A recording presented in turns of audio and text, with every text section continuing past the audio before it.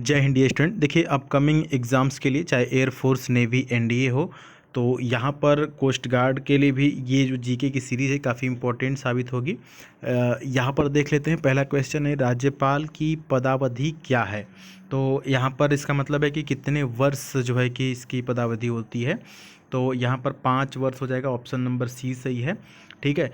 और एक चीज़ समझिएगा कि अनुच्छेद 153, जी हाँ, अनुच्छेद 153 में यह उल्लेख किया गया है कि प्रत्येक राज्य का एक राज्यपाल होगा। ठीक है। तो ये भी कुछ क्वेश्चन पूछता है कि राज्यपाल का जो है कि उल्लेख किस अनुच्छेद में किया गया, तो किस में, 153 में। अगला है कि बिहार के प्रथम राज्यपाल थे, तो बताइएगा, ऑप्शन आपके सामने है। जी हाँ, यहाँ पर ऑप्शन नंबर बी सही हो जाएगा, आर दिवाकर।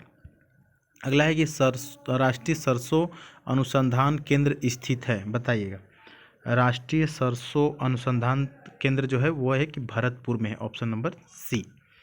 नेक्स्ट क्वेश्चन ये स्टूडेंट यहाँ पर है कि किसी लागत एवं मूल्य की स्थापना हुई, कृषि लागत एवं मूल्य की स्थापना हुई, तो कब हुई। तो यहाँ पर ऑप्शन नंबर ए हो जाएगा, 1965 में हुई। कब हुई, 1965 में। अगला है कि माल्टा का उत्पादन होता है, तो माल्टा का उत्पादन कब होता है, देखिएगा। तो मतलब माल्टा का उत्पादन होता है, मतलब कहाँ कहाँ होता है। तो मेरठ में भी होता है, वाराणसी में भी होता है और सहारनपुर में भी होता है, मतलब कि डी से हो जाएगा इनमें से सभी। अगला कि उत्तर भारत का मैनचेस्टर कहा जाता है। उत्तर भारत का मैनचेस्टर किसको कहा जाता है, उत्तर भारत का मैनचेस्टर।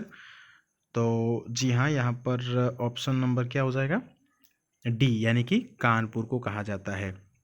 अगला है कि अर्थ जगत में प्रयुक्त आईपीओ का पूरा रूप क्या है। तो ऑप्शन नंबर यहाँ पर ए सही है, इनिशियल पब्लिक ऑफरिंग्स। क्या है, इनिशियल पब्लिक ऑफरिंग्स, याद रखेंगे। नेक्स्ट है कि एक्सेल क्या है, मतलब एक्सेल एक है, तो ये क्या है, एक्सेल एक समवर्ती सूची। एक्सेल क्या है यहाँ पर, जी हाँ, एक्सेल स्प्रेडशीट प्रोग्राम है। ठीक है, स्प्रेडशीट प्रोग्राम है। अगला है कि विटामिन जो रक्त का थक्का जमने हेतु आवश्यक है, विटामिन जो है कि रक्त का थक्का जमने हेतु आवश्यक है, तो कौन सी विटामिन है, विटामिन के। ठीक है। नेक्स्ट है कि भारत के संविधान के अंतर्गत आर्थिक योजना जो है कि विषय है, भारत के संविधान के अंतर्गत आर्थिक योजना विषय है, तो ये समवर्ती सूची का विषय है, ऑप्शन नंबर सी सही होगा। ठीक है। अगला है कि माउंट एवरेस्ट पर चढ़ने वाली भारतीय महिला कौन थी, माउंट एवरेस्ट पर चढ़ने वाली पहली भारतीय महिला। तो यहाँ पर देखिए ऑप्शन नंबर ए हो जाएगा, बछेंद्री पाल। एक चीज़ और ध्यान में दीजिएगा यहाँ पर, देखिए ये तो है भारतीय महिला है ना, भारतीय महिला है बछेंद्री पाल, लेकिन अगर पूछे कि माउंट एवरेस्ट पर चढ़ने वाली प्रथम महिला, तो मतलब विश्व लेवल पे अगर पूछे तो आप बताएंगे जुनको ताबे।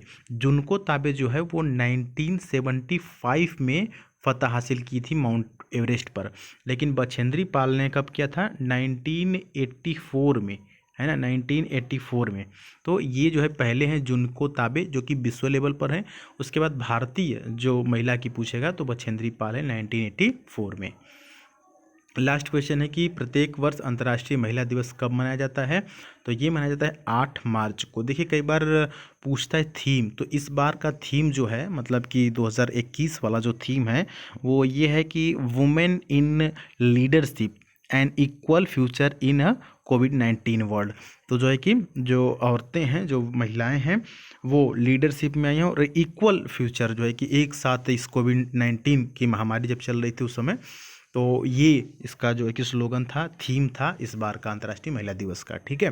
तो ये 8 मार्च को मनाया जाता है। बाकी चीज़ों के लिए आप टेलीग्राम पर जुड़ सकते हैं, द सुधीर पांडे सर्च करके। ठीक है।